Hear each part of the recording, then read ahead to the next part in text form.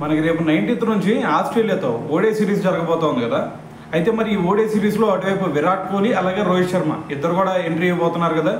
అయితే మరి వీళ్ళ ఫామ్ గురించి, అంటే వీళ్ళు కనుక మంచిగా పర్ఫామ్ చేస్తే దాని తర్వాత ఏవైతే సిరీస్లు ఉంటాయో వాటిల్లో తీసుకుంటామని చెప్పేసి ఇండైరెక్ట్గా బీసీఐ హింట్ ఇచ్చేసింది. అంటే ఒకవేళ కనుక వీళ్ళ ఫామ్ సరిగ్గా లేకపోతే తర్వాత సిరీస్లకు కూడా మరి దూరంగా ఉంచే ఛాన్స్ ఉందని చెప్పేసి బీసీఐ అయితే ఒక వార్నింగ్ ఇచ్చిందని చెప్పాలి. అయితే మరి ఇప్పుడు దీని గురించే మొహమ్మద్ కైఫ్ మాట్లాడుతూ ఉన్నాడు. ఏమన్నాడు తెలుసా? ఇప్పుడు అటువైపు విరాట్ కోహ్లీకి అదేవిధంగా రోహిత్ శర్మకి వీళ్ళ ఫామ్ మంచిగా ఉంటేనే కన్సిస్టెంట్గా ఆడితే మాత్రమే నెక్స్ట్ సిరీస్లో తీసుకుంటామంటున్నారు. ఒకసారి మీరు రోహిత్ శర్మ పరిస్థితి చూడండి. అతను ఎప్పుడు కూడా కన్సిస్టెంట్గా ఎప్పుడు కూడా ఆడింది లేదు.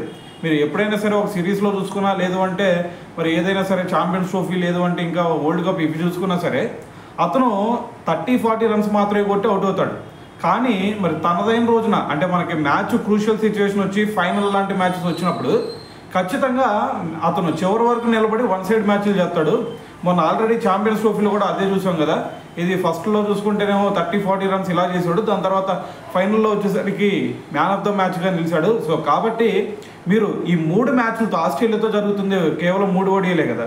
అయితే మరి ఈ 3 మ్యాచ్ల్లో పర్ఫార్మెన్స్ చూసి రోహిత్ శర్మని పక్కన పెట్టేయడం, లేదంటే విరాట్ కోహ్లీని పక్కన పెట్టేయడం ఇటువంటి చేయమాకండి. ఖచ్చితంగా వాళ్ళిద్దరూ 2027 ఓడి వరల్డ్ కప్ వరకు ఖచ్చితంగా ఆడాల్సిందే.